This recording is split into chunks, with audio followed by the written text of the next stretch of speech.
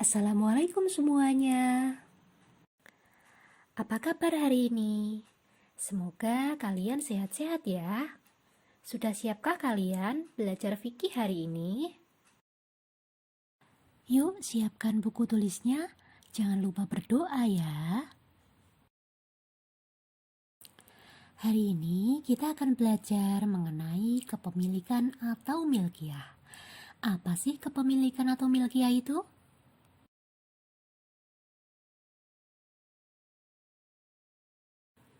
Sebelum kita masuk ke materi, alangkah lebih baiknya kita memahami peta konsep berikut. Kepemilikan dibagi menjadi dua macam, yaitu kepemilikan utuh dan kepemilikan tidak utuh. Sebab-sebab kepemilikan utuh yang pertama, istilah alal mubah, yang kedua, al-uqud, yang ketiga, halafiyah, dan yang keempat, tawalud minal mamluk. Sedangkan kepemilikan tidak utuh terbagi menjadi dua macam, yaitu kepemilikan barang dan kepemilikan manfaat. Kita pasti sudah tidak asing lagi dengan istilah BPKB atau buku pemilik kendaraan bermotor, baik itu untuk motor maupun untuk mobil. Nah, dokumen itu adalah dokumen penting yang merupakan bukti kepemilikan suatu harta yang sah.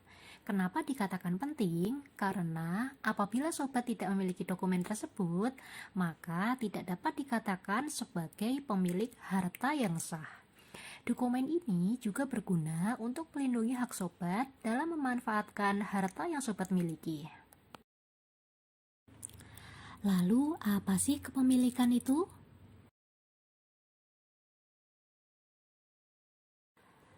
Kepemilikan secara bahasa berasal dari kata milik atau milkun yang dalam bahasa Arab berarti sesuatu yang berada dalam kekuasaannya. Sedangkan menurut istilah, kepemilikan adalah hubungan syariat antara harta dan seseorang yang menjadikan harta terkhusus kepadanya dan berkonsekuensi boleh ditasarufkan atau dimanfaatkan dengan segala bentuk tasaruf selama tidak ada pembekuan tasaruf.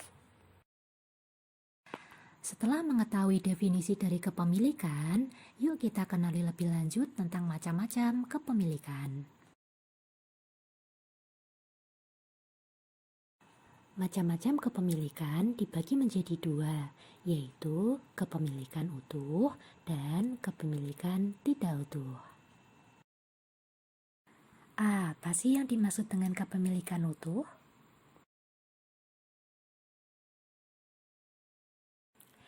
Kepemilikan utuh adalah kepemilikan seseorang terhadap barang sekaligus manfaatnya.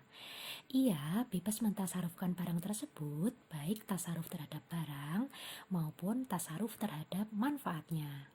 Adapun tasaruf terhadap barang, contohnya menjual, mewakafkan, menghibahkan, dan mewasiatkan. Sedangkan tasaruf terhadap manfaatnya seperti menyewakan dan meminjamkan. Lalu, apa saja ya sebab-sebab kepemilikan utuh itu?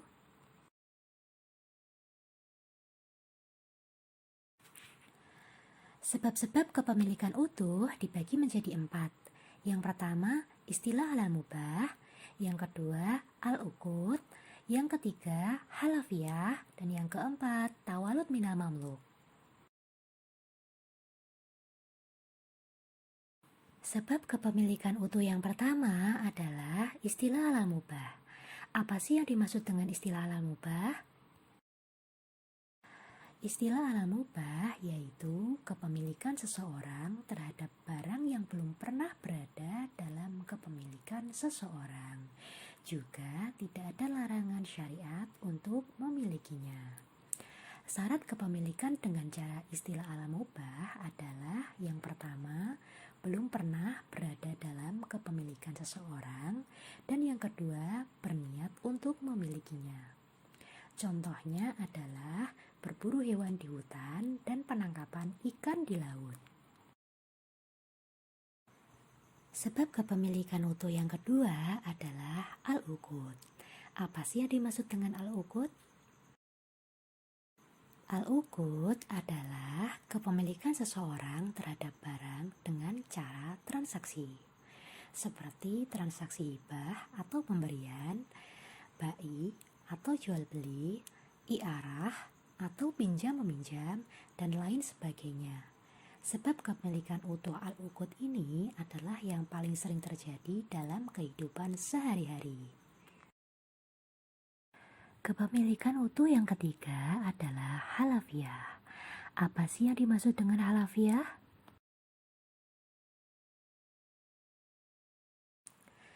Halafiah adalah kepemilikan seseorang terhadap barang dengan cara pergantian. Baik pergantian orang yang dikenal dengan istilah warisan atau berupa pergantian barang yang dikenal dengan istilah ganti rugi atau tadmin. Sebab kepemilikan utuh yang keempat adalah tawalud minal mamluk. Apa sih yang dimaksud dengan tawalud minal mamluk? Tawalud minal mamluk yaitu kepemilikan seseorang terhadap barang hasil apa yang dimiliki. Seperti buah pohon dari pohon yang kita miliki atau anak sapi dari sapi yang kita miliki. Nah, apabila tadi sudah membahas mengenai kepemilikan utuh dan sebabnya, selanjutnya kita akan membahas mengenai kepemilikan tidak utuh. Apa sih kepemilikan tidak utuh?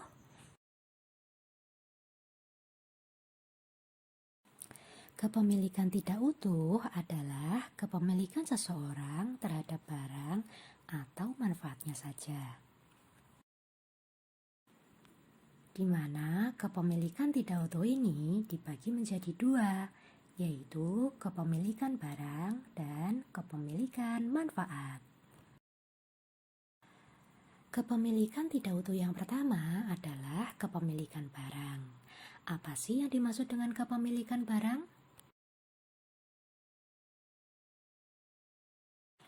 Kepemilikan barang adalah kepemilikan seseorang terhadap barangnya saja, yakni barangnya ia miliki sedangkan manfaatnya milik orang lain. Seperti contoh berikut, si A berwasiat kepada si B untuk menempati rumah si A selama si B masih hidup. Jika si A meninggal, maka kepemilikan rumah berpindah kepada ahli waris si A dengan sistem warisan. Sedangkan manfaat rumah adalah milik si B selama si B masih hidup dengan sistem wasiat. Jika si B meninggal, maka kepemilikan rumah baik barang dan manfaatnya kembali kepada ahli waris si A. Sehingga kepemilikan ahli waris si A terhadap rumah setelah si B meninggal menjadi kepemilikan utuh, yakni kepemilikan terhadap barang sekaligus manfaatnya. Sedangkan selama si B masih hidup, kepemilikan ahli waris si A terhadap rumah adalah kepemilikan tidak utuh. Karena kepemilikan mereka hanya kepemilikan terhadap barangnya saja, yang berkonsekuensi tidak boleh memanfaatkan rumah selama si B masih hidup. Dalam kasus ini, ahli waris si A hanya memiliki kepemilikan barang selama si B masih hidup, sedangkan kepemilikan manfaatnya dimiliki oleh si B selama si B masih hidup. Kepemilikan tidak utuh yang kedua adalah kepemilikan manfaat. Apa sih yang dimaksud dengan kepemilikan manfaat?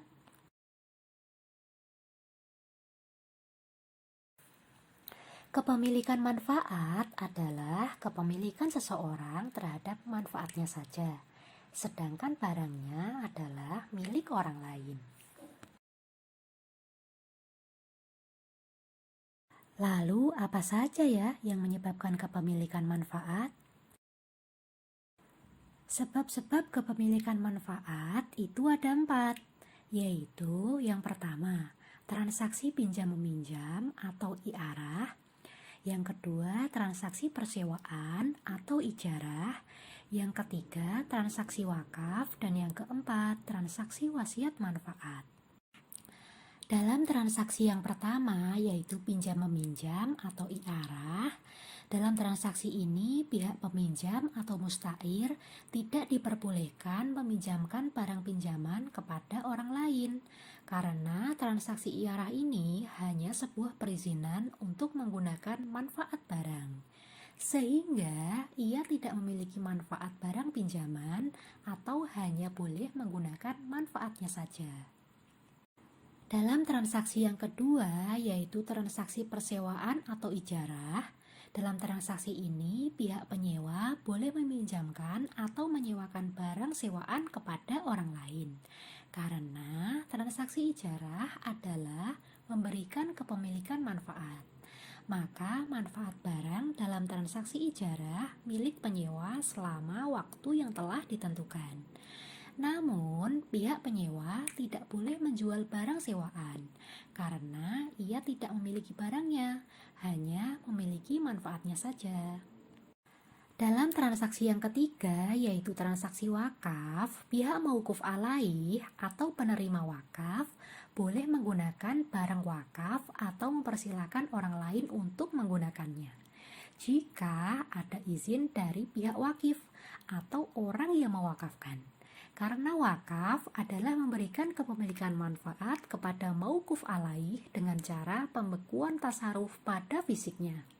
Sehingga mauquf alaih tidak boleh menjual barang wakaf karena ia hanya memiliki manfaatnya saja, tidak dengan barangnya. Yang terakhir yaitu transaksi wasiat manfaat. Hal ini seperti dalam contoh kepemilikan barang. Selama si B hidup, manfaat rumah milik si B, sedangkan fisik rumah milik si ahli waris si A. Lalu apa ya yang menyebabkan selesainya hak pemanfaatan barang?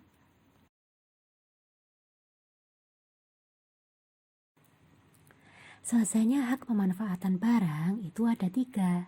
Yang pertama yaitu habisnya waktu yang telah disepakati dalam transaksi, seperti transaksi persewaan barang dengan batas waktu 1 bulan, maka setelah 1 bulan, pihak penyewa tidak berhak memanfaatkan barang sewaannya lagi, karena hak pemanfaatannya telah selesai. Yang kedua, yaitu rusaknya barang, seperti barang sewaan atau barang pinjaman yang rusak dalam pertengahan waktu yang telah ditentukan. Dan yang ketiga adalah meninggalnya pemilik barang. Artinya, jika pemilik barang meninggal, maka hak pemanfaatan barang dinyatakan selesai. Hal ini berlaku jika hak pemanfaatan barang dimiliki dengan cara transaksi iarah atau pinjam-meminjam. Karena transaksi iarah ini termasuk akad jaiz atau transaksi yang tidak mengikat. Berbeda halnya dengan transaksi ijarah, maka hak pemanfaatan barang tidak dinyatakan selesai walaupun pemilik barang meninggal. Karena transaksi ijarah ini termasuk akad lazim atau transaksi yang mengikat. Bagaimana sobat mengenai materi kali ini? Apa yang dapat kalian simpulkan? Coba komen di kolom komentar ya. Jangan lupa subscribe agar tidak ketinggalan video berikutnya. Wassalamualaikum, sampai jumpa.